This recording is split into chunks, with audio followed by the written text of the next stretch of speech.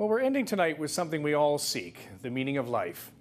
An Ottawa doctor is the only one left after his family perished in the Air India terrorist bombing. When something that hard hits you, how do you continue? How do you find a way to live when everyone you've loved is taken by such violence? Well, as Jazz Johal shares with us, he's found life in kindness. A fundraiser in the affluent enclave of West Vancouver. These guests are here to listen to Chandra Sunkaratri. He's raising money for his charitable work, one that helped him rebuild his life and overcome grief. This event, however, is a world away from his home. Kakinada, located on India's east coast, this region is one of the poorest in the country. India's economic boom has not hit the countryside. Government health services are non-existent. It's also Dr. Sunkaratri's hometown, and where he decided to open an eye hospital. A lot of people are still blind with cataracts and other problems. They cannot get the proper eye care services. It's not the life Dr. Sunkaratri envisioned when he lived in Ottawa with his family working as a government biologist. That came to an end in June of 1985 when an Air India flight exploded over the Atlantic. It was a terrorist attack that originated in Canada.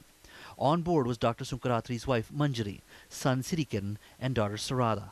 All were killed. For 2 years he tried to cope, but life had no meaning. It was then he decided to quit his job and move back to India. I think they are still a constant source of inspiration for me. So it's always there. There's no doubt what it is, but life has to go on. It also allowed him not to give in to bitterness.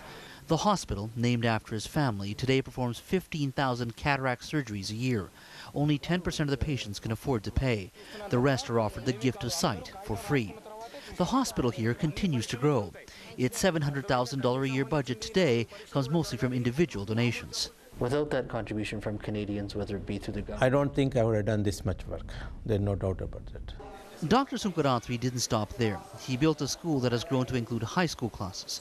The foundation provides free uniforms, meals, and books. Since its opening in 1989, not one student has dropped out. For him, helping the poor in memory of his family is now his focus. He knows the Air India families who fought Ottawa for years for a public inquiry. The findings for him are irrelevant. Whatever they're supposed to do, they did not do it then. So it really doesn't matter what they do or don't do now. His life may have been impacted by terror and tragedy, but for Chandra Sunkaratri, the greatest accomplishment was not to give in to anger and find a purpose for his life. Jazz Johal, Global News.